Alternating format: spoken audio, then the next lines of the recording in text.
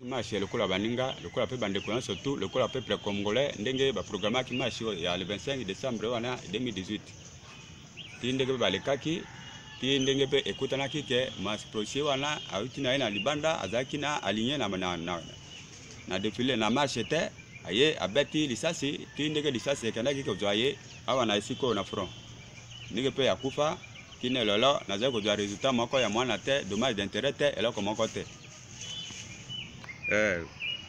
Ngai papa Adrien Bolokoloko, papa ya Eriki, pauvre Eric Bolokoloko, oyo akufaki na marche oyo bandeko ya catholique ba organizaki le 25 février 2018. Ti nde banda lelo ndenge mwana akufa côté en surtout balé ezala côté ya catholique ezala côté ya oyo boye basundola ngai. Nazai ko ba eloko moko te pe nazai ko do solution te.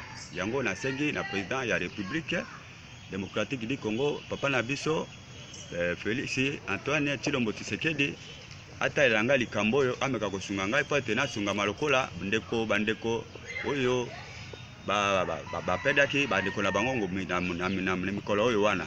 Exemple lokola Rosi Mukendi, baboti na ye bazaki reko passer. Bopona nini ngai te.